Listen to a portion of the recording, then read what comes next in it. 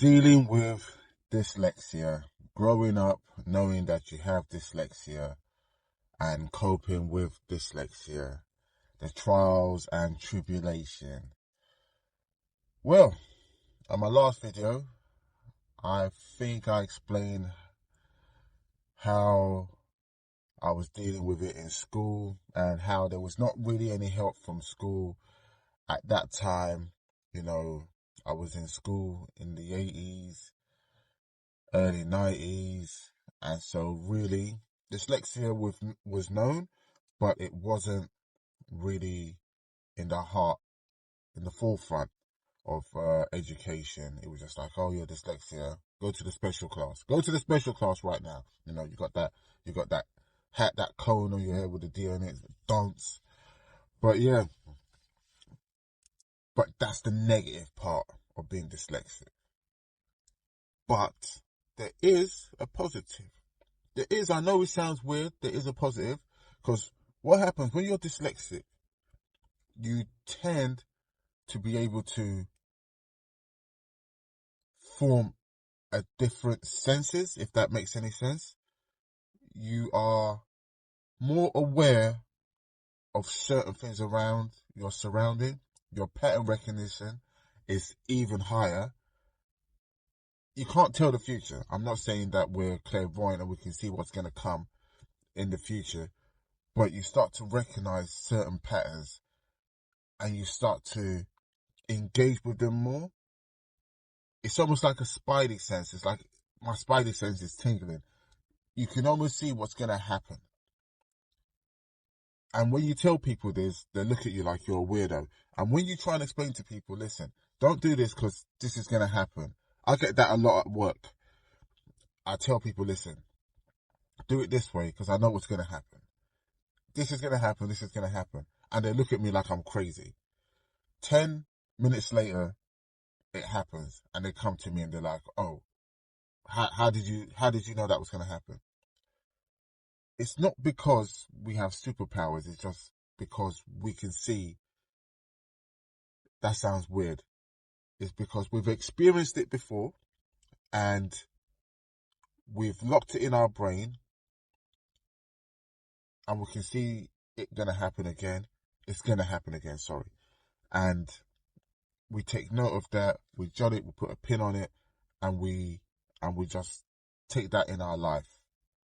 And we keep moving and we have to navigate life differently from other people. It's a crazy thing. It's not sweet, but when you don't, if you can't do the arithmetic part with the reading, the writing, and the spelling, you have to form another coping mechanism to get through life. You have to, because if you don't, you're going to be stuck and you're going to be blaming other people for not getting on in life.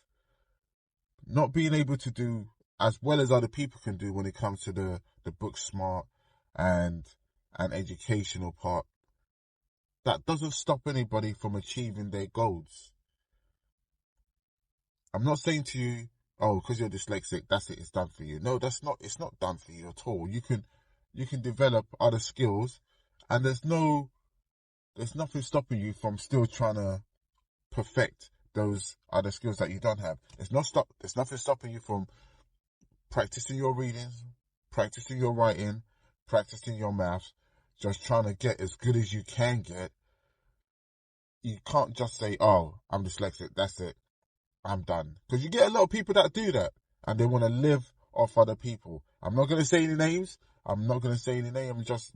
There's some people out there that we all know that always use that as an excuse to why they're not achieving in life or why they're not going to try in life. And that's no excuse. Everybody has some kind of disadvantage and they just get on with life and move on and just basically make the best of life. Sorry if I'm stuttering, I'm just bear with me. But yeah, And the other thing that I want to really say is the kids these days, they have it easy, but still, if you believe your child might be dyslexic, you have to give them the help that they need. Because as a father, I can recognize these patterns, and I try my best to help them out and explain to them what they need to do to try and better themselves. Not try to better themselves, so they don't have to go through the same thing that me or you went through in our early years in school, with no one really helping us and no one really caring for us and just leaving us out there. We can do better for our kids. So if you do believe that your kids have dyslexia, give them all the help that they need. Don't just let them hang in there and going nowhere. So yeah, that's it for me. And if you come to the end of this video without being bored, please smash that like button, leave a comment, let me know what you think of it. And if you want any more of these videos like this, just let me know and I'll happily keep pumping them out there. Subscribe, smash the like button, and please comment, and I'll catch you guys on the flip side. Thank you.